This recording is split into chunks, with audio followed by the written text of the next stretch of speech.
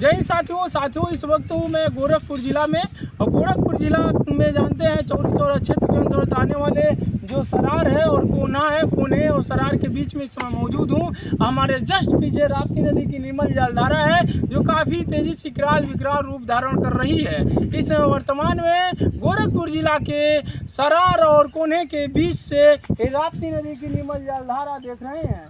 राप्ती नदी की निर्मल जलधारा देख सकते हैं काफ़ी वेग से बढ़ रही है। उस बार जो फसलें थे वो पूरी तरीके से जलमग्न हो रही हैं और उस पर जो फसलें हैं देख सकते हैं उस पार में राप्ती नदी का पानी मैदानी इलाका में फैल रहा है और जो वहाँ पर बहाव हुआ था वो देख सकते हो वो भी धीरे धीरे राप्ती नदी धीरे धीरे उसको भी अपने जल क्षेत्र में समाहित कर रही है।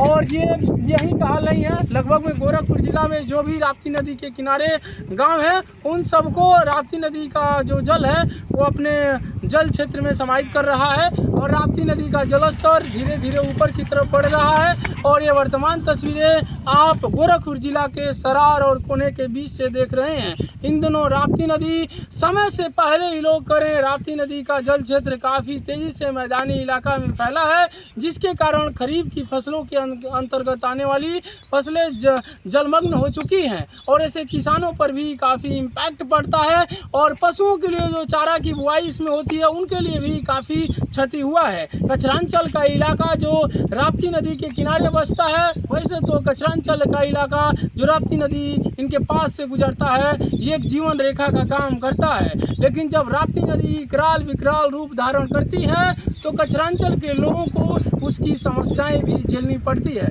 आइए हमारे साथ कई लोग हैं, इनसे भी जानेंगे, हमारे साथ हैं। तो बताइए कैसा यहाँ पर कचरांचल का इलाका है, आपको कैसा अनुभव होता है और बाढ़ जो समय से पहले आई है उस पर क्या करना चाहिए?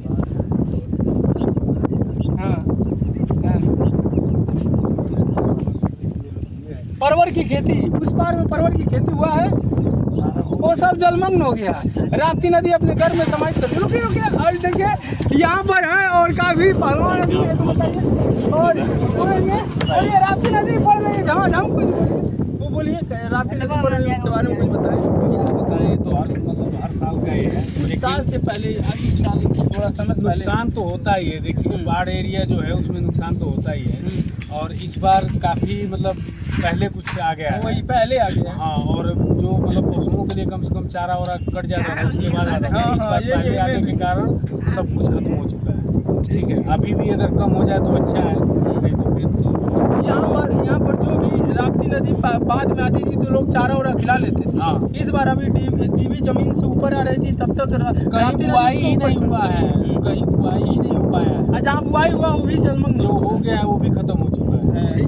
और राप्ती नदी अभी पानी स्तर धीरे धीरे ऊपर की अभी भी बढ़ ही रहा है, अभी बढ़ ही रहा है। और जहाँ तक जैसे बलरामपुर साइड में और जैसे पहाड़ी इलाकों में बारिश हो रही है, राप्ती नदी धीरे धीरे अपना विकराल रूप धारण कर रही है। क्या लगता है कि विशाल सैलाब आने वाला है? लग रहा है क्योंकि समय से फैल रहा है, क्योंकि हर जगह अभी देखिए नेपाल वाला जो खुला गया है गेट, वो पता नहीं 17 या 18 साल के बाद पूरा गेट खुला है, इससे पहले नहीं। बिल्कुल, क्योंकि ज़्यादा इसमें गर्मी पड़ी है और गर्मी पड़ती है तो समुद्र से जलवाष्प होता है और बारिश ज़्यादा हुई है। अगर वो डैम का पानी रिलीज ना करे तो डैम ही कोलैप्स करेगा, ऐसे शहर बह सकता है।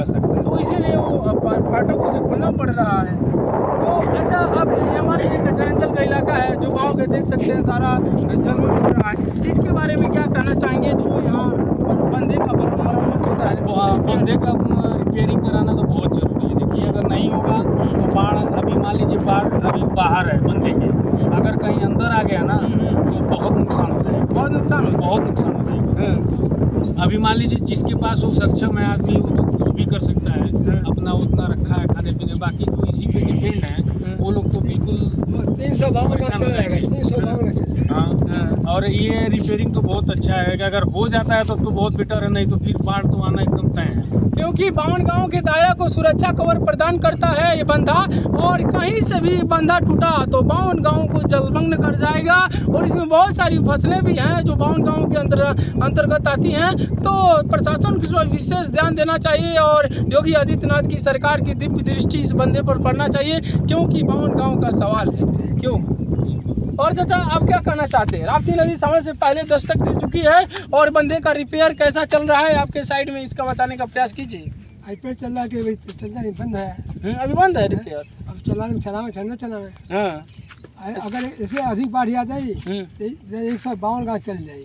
152 गाँव? 152 हम तो 52 गाँव जाने तब से 152 गाँव। 152 चल जाएगा।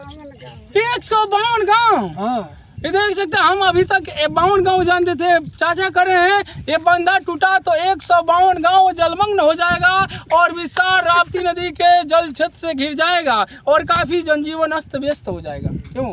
अगर टूट जाएगा तो 152 चला जाएगा। 152 गाँव राप्ती नदी में जाओ।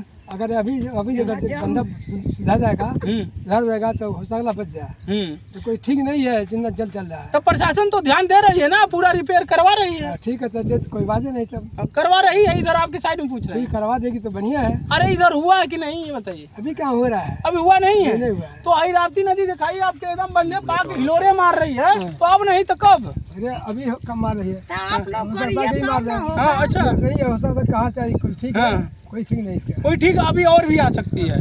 तो देख सकते हैं शुरुआती है और वर्तमान में हमें गोरखपुर से सरार और कोने के बीच से देख रहे हैं और ये चीज़ें आपके डिजिटल स्क्रीन पर यहाँ की फिजिकल चीज़ें हैं और टीवी 24 हिंदी गांव-गांव की आवाज़ को बेबाकी से कवर करती है और आपके सामने लाती है। इसी के साथ जय हिंद।